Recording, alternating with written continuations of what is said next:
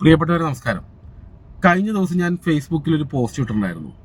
നമ്മളുടെ മുഖ്യമന്ത്രി CM പിണറായി വിജയൻ അദ്ദേഹം ഒരു 5 പത്രസമ്മേളനങ്ങൾ നടത്തിയാൽ തീരാവുന്നതേ ഉള്ളൂ 3.0 മൂന്നാം പിണറായി സർക്കാർ എന്ന് പറയുന്ന സ്വപ്നമെന്ന്. അതിലൊന്നാമത്തെ പത്രസമ്മേളനം ഇന്ന് കഴിഞ്ഞു. ഇതാണ് ആ പത്രസമ്മേളനം.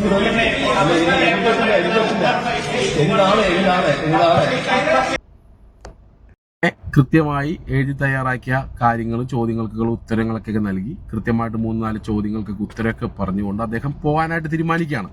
പോകുന്ന വഴി അവിടെയാണ് അതിൻ്റെ ഒരു ട്വിസ്റ്റ് ഉള്ളത്. പോകുന്ന വഴി തൻ്റെ ഇടത്തോടു കൂടി ഒരു നട്ടലുള്ള മാധ്യമ പ്രവർത്തകൻ ഒരു ചോദ്യം ഉന്നയിക്കുകയാണ്, അല്ലെങ്കിൽ അദ്ദേഹത്തോട് ചോദിക്കുകയാണ്. മോശമാണ്, ആളുകളെ വിളിച്ചു വരുത്തിയിട്ട് ചോദ്യം ചോദിക്കാൻ പറ്റില്ല എന്ന് പറയും. ഇന്നലെ ജോൺ ബ്രിട്ടാസ് പറഞ്ഞത് അന്നാണ് ഏറ്റവും കൂടുതൽ വാർത്താസമ്മേളനം നടത്തിയെന്നാണ്. അങ്ങനെ നടത്തിയ ആൾ മാധ്യമപ്രവർത്തകർ ചോദ്യം ചെയ്യാൻ തയ്യാറാണ്. മോശമാണ് ചെയ്യുന്നത്. ആളുകളെ വിളിച്ചു വരുത്തിയിട്ട് ചോദ്യം ചോദിക്കാൻ ശ്രമിക്കുന്നത്. നീ ആള് കൊള്ളാലോ, നീ ഞങ്ങളെ CM-നോട് ഇങ്ങനെയൊക്കെ നീ ചോദിക്കുമോ? നിന്നെ ഇപ്പം ശരിയാക്കി തരാടാ, ഇപ്പം ശരിയാക്കി തരാം. CM വന്നിട്ട് നോക്കിക്കോ, നിന്നെ ഇപ്പം ശരിയാക്കി തരാം.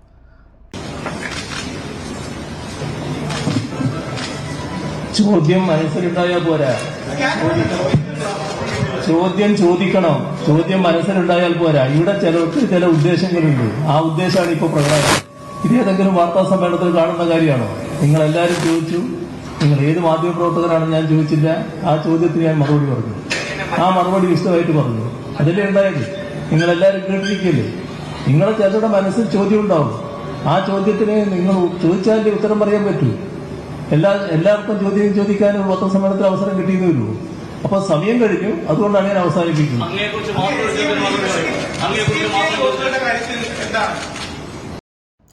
അത് ശരി, മനസ്സിൽ ചോദ്യങ്ങൾ വെച്ചുകൊണ്ടിരുന്നിട്ട് എന്താണ് കാര്യം എന്നാണ് CM ചോദിക്കുന്നത്. ഞാൻ കരുതിയ ഒരു 10 മിനിറ്റ് കൂടി ഇരുന്നിട്ട് നിങ്ങൾ ചോദിക്കും, ഞാൻ ഉത്തരങ്ങളൊക്കെ പറയാമെന്ന് പറഞ്ഞുകൊണ്ട് വിശാല മനസ്കതയോടുകൂടി CM അവിടെ ഇരിക്കുമെന്ന്. അതുണ്ടായിരുന്നില്ല. പതിവ് ശൈലിയിൽ പുള്ളി വീണ്ടും ഇറങ്ങിപ്പോയി. തിരിച്ചു വന്നാണ്ടപ്പോൾ ഞാൻ കരുതി എന്തെങ്കിലുമൊക്കെ സംഭവിക്കുന്നു. ഒന്നും ഉണ്ടായിരുന്നില്ല. അതാണ് ഞാൻ ആദ്യം പറഞ്ഞത്. ചുരുങ്ങിയത് ഒരു 5 പത്രസമ്മേളനം പുള്ളി നടത്തി കഴിഞ്ഞാൽ തന്നെ ഈ 3.0 എന്ന് പറയുന്ന ഈ പിണറായി സർക്കാർ രണ്ടാമതെന്നുള്ളൊരു സങ്കല്പമുണ്ടല്ലോ, അല്ലെങ്കിൽ സ്വപ്നമുണ്ടല്ലോ, അത് തകർന്ന് തരിപ്പണായി പോകും. അതാണ് നമ്മുടെ CM-ന്റെ ഒരു പ്രത്യേകത.